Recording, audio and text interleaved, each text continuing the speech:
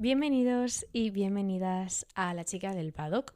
Otro episodio, iba a decir otro lunes, pero no es lunes, porque lo prometido es deuda y aquí tenéis el episodio hablando de Drive to Survive, que bueno, ya comenté en el anterior episodio que tenía que subirlo antes de Bahrein porque si no se me iban a acumular los podcasts al comienzo de la temporada y aquí está porque hoy miércoles 1 de marzo me ha acabado la temporada, una temporada que sinceramente me ha dejado bastante sin más.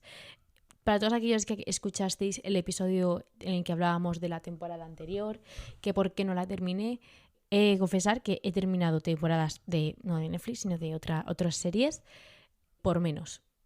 Yo creo que si me he terminado la temporada de Drive to Survive es para hacer este episodio y no plantarme, encender el micrófono y decir, bueno chicos, no he visto Drive to Survive, pero aquí está mi opinión. Quería verla al completo, aunque es eso, me ha costado, a lo mejor un episodio me costaba verlo del tirón entero, porque sinceramente es que entre que me aburría, entre que no me estaba gustando y tal, pues he tenido como que he ido bastante a trompicones en ese sentido. Hablando un poco de todo, sí que me ha gustado, por ejemplo, el tema del porpoising, el tema de cómo han un poco retratado esa caída de Mercedes en la temporada de 2022, me ha parecido la acertada, sinceramente. Al final te demuestra que un equipo puede estar arriba una temporada y en cuestión de meses, porque es cuestión de meses, estar abajo y estar sufriendo con al final lo que fue el porpoising. Algo que sí que no me ha llegado mucho a convencer es la reunión que tienen los jefes de equipo, donde está, creo que es Mike Rack de Aston Martin, haciendo me parece que un sudoku.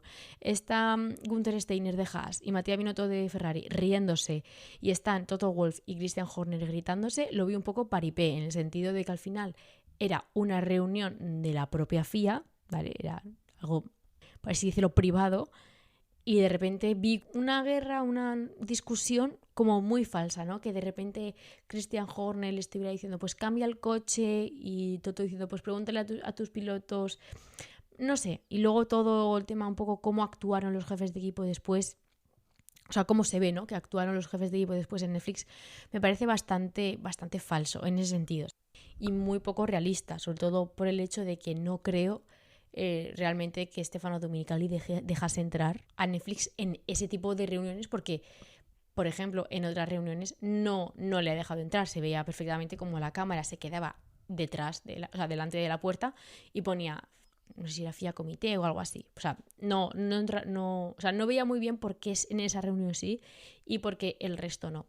Entonces, el tema del porpoising sí que he visto que lo han tratado muy bien, el tema de que, bueno, casi todos los equipos lo tenían. Red Bull al final fue el que mejor lo solventó al principio de temporada, y luego también el tema de pues también cómo lo sufría Ferrari y tal. Otra cosa que sí me ha gustado, vamos a ir un poco por orden, es el tema de Mick Schumacher. Y realmente creo que el episodio de Mick Schumacher es muy bonito en el tema de cómo cada piloto trata a Michael Schumacher, en el sentido de que pues fue, pues, por ejemplo, la gran mayoría fue su ídolo de pequeño, todo el mundo quería ser Michael Schumacher. Por ejemplo, Max Verstappen, se comparten además vídeos y tal y fotos de Michael con Mickey, con Max, de pequeños y tal, y te demuestra un poco que al final ser el hijo de alguien exitoso, en el caso de Mick Schumacher, ¿no? En el caso de un deporte en el que además te estás dedicando tú, pues no es fácil y claramente tienes un montón de presión encima. Pero también te demuestra que la Fórmula 1, ya lo hemos dicho en mil y una ocasión, es que es un negocio. Al final las empresas tienen que buscar, las empresas o equipos, ¿no? Empresas equipos o equipos empresa, como lo queráis un poco retratar. Al final tienen que buscar un beneficio y si el piloto no rinde, está fuera. Y ese es el ejemplo que da Mick Schumacher, que es un ejemplo duro, ¿no? Porque al final viene de una familia que en cuanto a la Fórmula 1 es legendaria, ¿no? Es bastante icónica, pero la Fórmula 1 es lo que es y tienes que conseguir puntos y tienes que evitar chocarte. Y el episodio de Mick Schumacher, donde veías pues el accidente en Jeddah, el accidente en Mónaco, todo el tema de Miami y tal.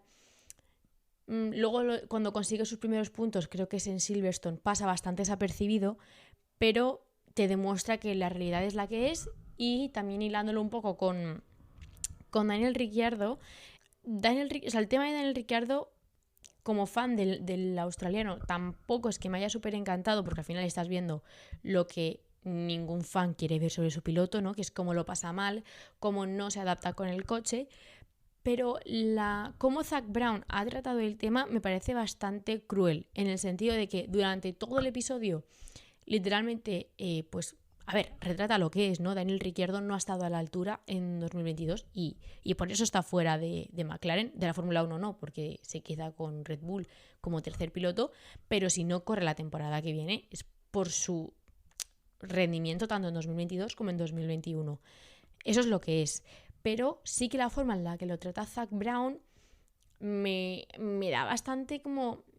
No sé, lo contrapongo en el sentido de que, bueno, te ha dado la última victoria de McLaren, es de Daniel Ricciardo. Es como que durante todo el episodio lo pone como a parir, como diciendo, no está rindiendo, no sé qué, no sé cuánto, y de repente olvidas de que Daniel Ricciardo ha ganado una carrera con McLaren. Que sí, que ha perdido...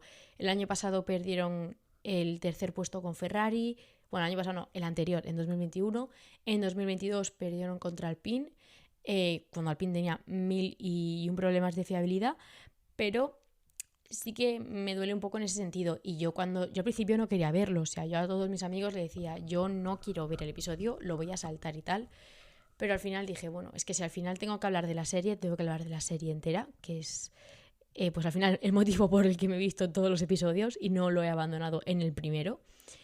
Pero sí que un poco hilándolo con el tema de pues McLaren, Alpine y tal, un poco el asunto de Oscar Piastri sí que me da bastante gracia. O sea, pensé que en el paddock quizá, no sé, causó como más sensación de lo que nos causó a los aficionados, porque los aficionados estábamos literalmente con palomitas, ya lo ponía Romain Grosjean en un tuit, estábamos divirtiéndonos diciendo, a ver qué pasa ahora mismo, porque no, o sea, Oscar Piastri acaba de literalmente dejar en ridículo a Alpine.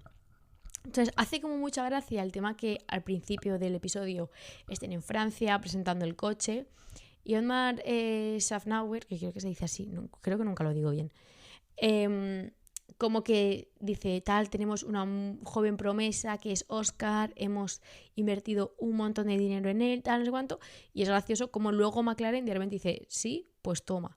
O sea, yo creo que es gracioso en ese sentido, pero tampoco veo que lo traten como realmente acabó siendo, ¿no? Yo creo que lo pasan un poco desapercibido porque creo que lo eclipsa todo el tema de que Sebastián Vettel se retira y el tema de Fernando Alonso. Con Fernando Alonso la verdad es que estaba viendo el episodio y aunque yo no me declaro súper ultra mega fan de Fernando Alonso, me gusta, o sea, literalmente creo que es uno de los mejores, pero no soy ultra mega fan de esto de que de repente me vuelvo loca por Twitter, ¿no? Pero me daba mucha rabia o me ha dado mucha rabia cómo se ha tratado el tema de Fernando. Es decir, que Otmar Szafnauer de repente dijera, tal, los pilotos siempre van a querer el dinero. Sí y no. Por ejemplo, un motivo por el que Daniel Ricciardo se fue de Renault a McLaren fue por el dinero. Eso está claro. Ahora, no creo que Russell, su subida de Williams, por ejemplo, a Mercedes, sea únicamente por el dinero. Estamos hablando de que los pilotos, de los 20 pilotos que hay en la parrilla, actualmente hay 3 campeones del mundo, ¿no? Hamilton, Alonso y Verstappen. Únicamente hay 3 y hay otros 17 que están deseando ser campeones del mundo.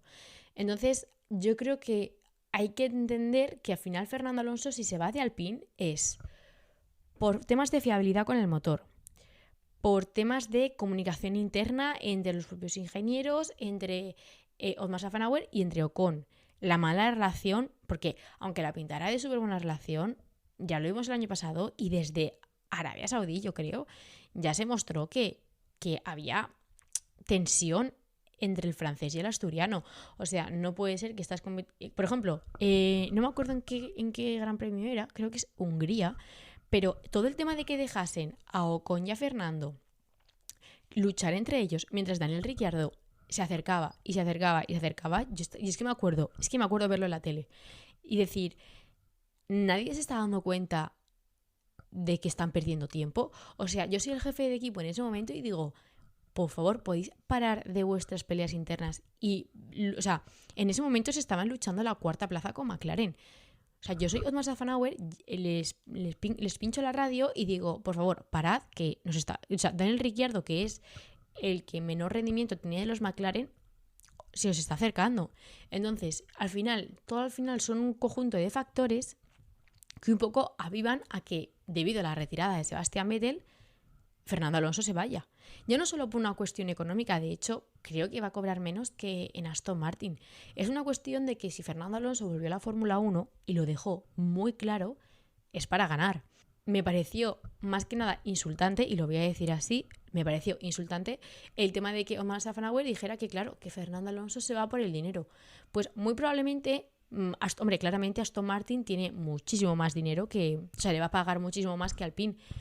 Pero creo que al final no, o sea, el sueldo tampoco es muy, muy diferencial.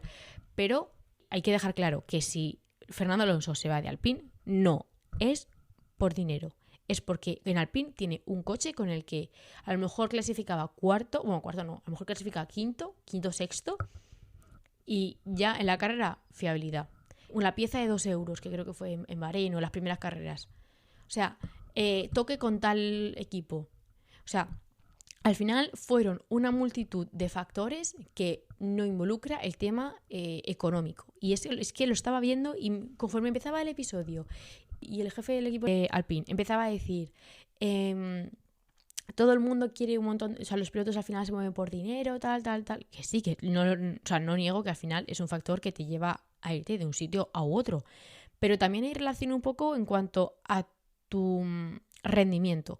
Yo creo que si realmente Aston Martin, o sea, al igual que Alpine, creo que no supo valorar el rendimiento de Fernando Alonso y no supo exprimirlo, creo que Aston Martin, ya no solo por un tema monetario, sino también por un tema de monoplaza, que esto ya lo comentamos en el episodio de Fernando Alonso y la 33ª, al final si Fernando Alonso se va a Aston Martin, repito, es que es por un tema de que sabe que puede, a lo mejor no campeón del mundo, pero que sí que puede luchar por algo o que le va a dar una mayor estabilidad que el equipo Alpine. Entonces me pareció eso insultante realmente el tema de Alonso y de que por qué se va de Alpine. Y además hay imágenes que muestran que Fernando Alonso realmente estaba interesado en renovar con Alpine. O sea, hay una imagen que están los dos, creo que es antes de... Pues le ponen la tarta de su cumpleaños y él como que le dice, pero vamos a firmar ya, no sé qué, y además le insinúa como diciendo me están llegando ofertas. Y luego Massa Szafnauer se sorprende y dices, pero chico, ¿cómo te va a sorprender si tienes a Fernando Alonso, que es el piloto que necesitas, un piloto experimentado, diciéndote que quiere renovar y tú le estás dando largas porque quieres poco confiar en Oscar Piastri y al final se te van los dos?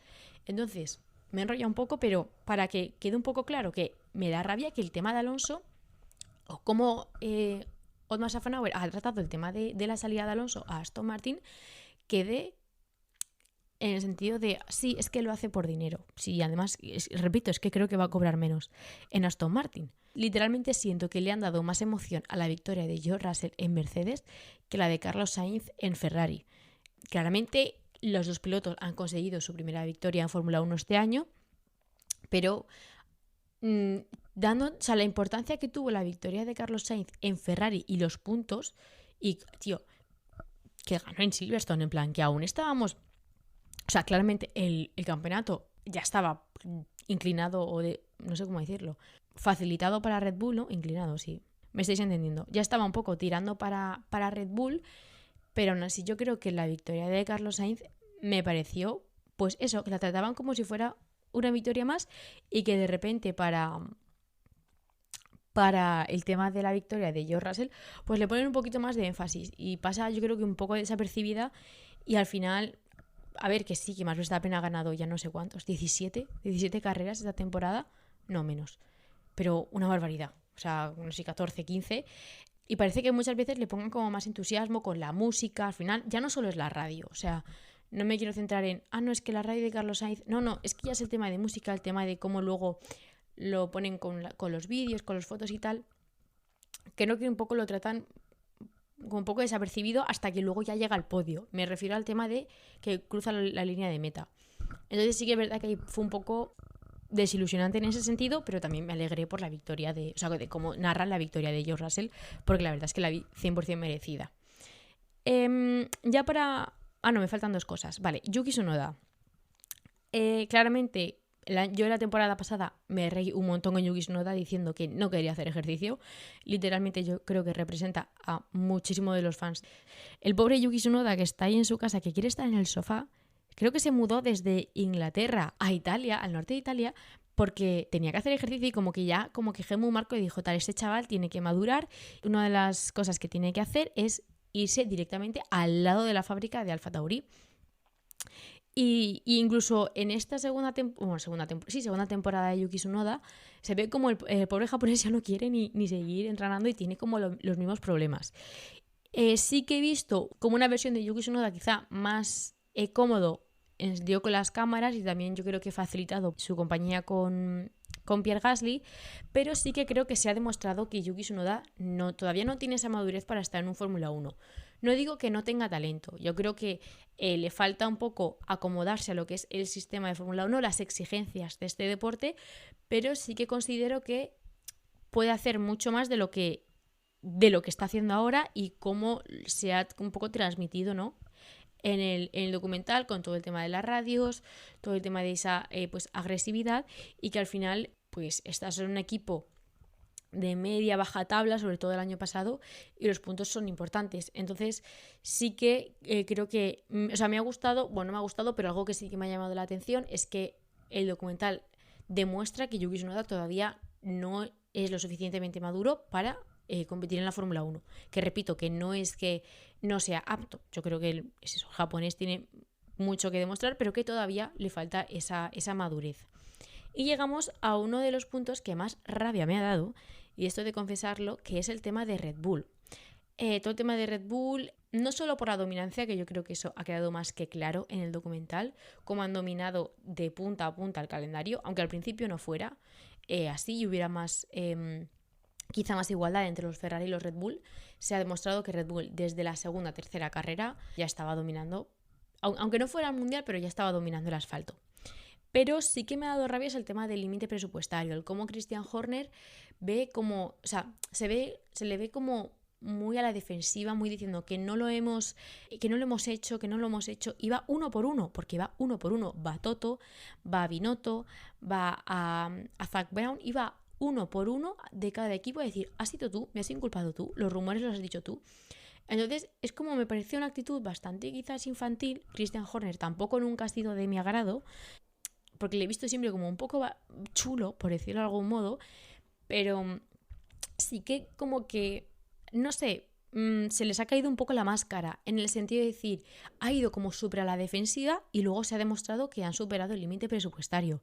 Y además tengo un episodio hablando de ello, para todos aquellos que no lo habéis escuchado, que además es uno de mis favoritos, pero realmente la excusa del catering, ya lo comentamos en el episodio, no vale. O sea, es que el catering no está incluido. Hay un informe de la FIA donde te dice que el catering no está incluido en el límite presupuestario, porque el catering no es nada relevante para mejorar el coche, que es lo que dice Toto Wolff en Drive to Survive. Dice, ya me dirás tú lo que hacen 2 sándwiches o 3-4 sándwiches en relación al desarrollo del coche. Y algo que sí que me ha llamado muchísimo la atención, y que puede que haya sido como súper insignificante, pero el tema de que Christian Horner dijese, tal, es que son 400.000 euros, es que ¿eso qué es? Como desprestigiando, a ver, que se ganan millonadas, ¿no?, en ese deporte, pero 400.000 euros para un equipo como Williams, como por ejemplo Alfa Tauri, como por ejemplo el propio Haas, 400.000 euros es muchísimo dinero, porque, o sea, el por qué existe el límite presupuestario es debido a ayudar a estos equipos para acercarse a los de media tabla, e incluso luego los de media tabla a los de delante. Entonces, el tema de que desprestigiase como diciendo, son 400.000 dólares. Bueno, es que eso realmente puede ser bastante... Yo que estoy literalmente en mi habitación, considero que puede ser bastante significativo, no determinante, que creo que no es lo mismo, o yo considero que no es lo mismo, pero sí que creo que puede ser bastante significativo a la hora de desarrollar un coche. Entonces, creo que demuestra un poco que ganar a toda costa no vale. Que si si el límite presupuestario está para algo, y que al final si cada equipo, que es lo que dice Zak Brown, que me gusta mucho cómo lo trata el jefe de McLaren, que además también estuvo bastante metido con el tema de Racing Point, con lo de que copiaban al Mercedes y tal. Al final que Zak Brown sí que se mete y sí que se moja en esos temas, pero al final o sea, es algo injusto y la penalización económica al final no, yo considero que no es suficiente, pero sí que me ha parecido como bastante sucio el cómo ha hablado Christian Horner sobre el tema. El que al principio fuese muy a la defensiva, diciendo no, nosotros no, y además señalando, yendo uno por uno para que después se demuestre que han superado el límite presupuestario. Y ya lo dijimos nosotros en el episodio, no es por una cuestión de catering, porque el catering no está incluido en el desarrollo, o sea, lo que es el límite presupuestario del coche. Para un poco ahorrar e ir rapidillo, cosas que me han faltado en Drive to Survive. El tema misiles de Arabia. Considero que al final Drive to Survive se debe un poco a la FIA. Claramente, o sea, no dudo que una vez esté el documental terminado se lo van a mandar. Bueno, se lo mandaron a Ben Sulayem en su momento y dijo, esto lo quitáis, esto lo ponéis. Y el tema de los misiles en Arabia, que literalmente estaban a menos de 100 kilómetros, o 100 me parecen como muchos, a menos de 50, o sea, había una foto para ahorrarme estipular cuántos kilómetros había. Hay una foto donde se ve al Mercedes y detrás el humo de los misiles. Eso me parece lo suficiente, o sea, me parece y me pareció lo suficientemente importante como para que de repente en Drive to Survive ni aparezca, porque lo único que vemos en el documental sobre Arabia Saudí es el golpe de Mick Schumacher. Y pedazo golpe, también os digo, pero el que no hay, que ni se haya mencionado el tema de los misiles y luego se le haya dado como acceso a Netflix para entrar en la reunión del porpoising, por eso repito que me pareció actuado, porque el tema de los misiles yo lo vi literalmente muy importante, o sea, creo que es determinante ahora sí mostrar eso y decir, se puso en peligro ya no solo la vida de los pilotos, sino la vida de los mecánicos e ingenieros y de toda la gente que fue a ese gran premio. También cosas que me han faltado, claramente todo va relacionado, casi todo, con el tema de la FIA. Todo el tema de Imola con la grúa, Japón con la grúa y la lluvia, Mónaco con el tema de la lluvia. Pero sobre todo Japón, porque al final se ve la imagen de Carlos Sainz dándole un golpe de cómo a Gasly creo que fue a Gasly, o a Tsunoda, que se le pone creo que fue a Gasly, se le pone como una de las placas esas de las barreras, que creo que es de cartón, pero se le engancha en el morro y no, o sea, ni se muestra la radio, ni se muestra, bueno, la radio de Gasly me refiero, ni se muestra la grúa, ni Will Buxton ni la otra periodista, que no me acuerdo el nombre, se mencionan en cuanto a hubo una grúa que literalmente se podría haber llevado la vida de Pierre Gasly. Me parece, repito, igual que con los misiles, me parece lo bastante importante como para que saliera en el documental, porque en cuanto a la seguridad de los pilotos, creo que les faltaron mucho al respeto y que si al final estás haciendo un documental sobre la temporada, eso tiene que estar, porque el tema de la grúa literalmente nos puso la piel de gallina a todos los que sabíamos lo que significaba que estuviera esa grúa ahí y además en movimiento, y realmente me parece que fue o ha sido un fallo bastante importante. Es eso, yo a lo mejor, o sea, yo creo que a lo mejor sí que lo incluyeron, pero luego Ben Sulayem y la FIA y tal dijeron, esto lo quitas porque nos perjudica. Pero es que al final es lo que ha pasado en la Fórmula 1 y si muestras los errores de Ferrari, también tienes que mostrar los errores de la FIA. Y eso es como tiene que ser. Luego, sí que me ha faltado todo el tema de salir a más equipos. Se les da más importancia a los tres primeros, claramente, a la batalla de Alpine con McLaren. Pero, por ejemplo, me ha faltado, todo el tema de Haas y cómo ha mejorado, pero me ha faltado Alfa Romeo. Creo que Alfa Romeo sí que ha dado una mejora bastante importante como para que al menos, no te digo todo un episodio, pero la mitad del episodio. O sea, a lo mejor si quieres hacer la mitad del episodio Haas y la mitad del episodio Alfa Romeo en relación al motor de Ferrari, sí que lo veo bastante justo, ¿no? Porque al final Valtteri Bottas sí que se ha llevado bastantes puntos, ha sido el que ha tirado del carro de Alfa Romeo, pero ha pegado un salto en rendimiento. O sea, no olvidemos que Alfa Romeo ha acabado sexto, cuando el 2021 acabó casi octavo. O sea, es un salto bastante grande y que quizás me ha faltado un poco de explicación o un poco de visibilidad al tema de Alfa Romeo. Y ya para terminar, un poco hablando de la despedida del documental o cómo termina, el documental termina con Daniel Ricciardo un poco, recuerdan todo como su etapa en 2018, 2019 y 2020 con Renault, y luego cuando se pasa a McLaren y tal, todos sus buenos momentos. Y claro, yo pensaba, vale, pues al igual que están haciendo esto con Daniel Ricciardo, ahora vendrá el de Sebastian Vettel. Mi sorpresa viene cuando el de Sebastian Vettel no aparece. O sea, se retira un 4 veces campeón del mundo, que a lo mejor ha sido Sebastian Vettel que ha dicho que no quería salir en el documental, pero, o sea, sale en el documental, pero a lo mejor no ha querido como que le hagan ese tipo de despedidas.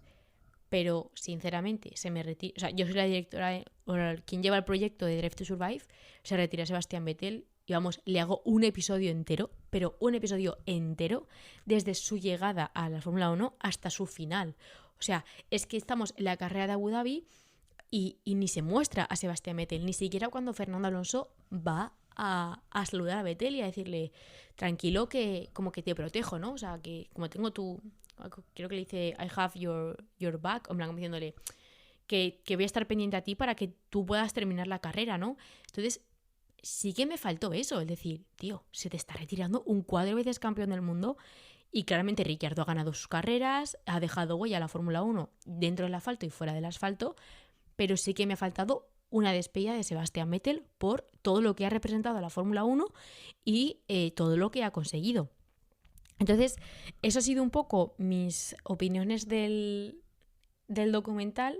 Han sido, yo creo que bastante, o sea, me ha faltado bastantes cosas, que es un poco lo que iba mencionando, pero bueno, se ha quedado más o menos igual de largo que el anterior.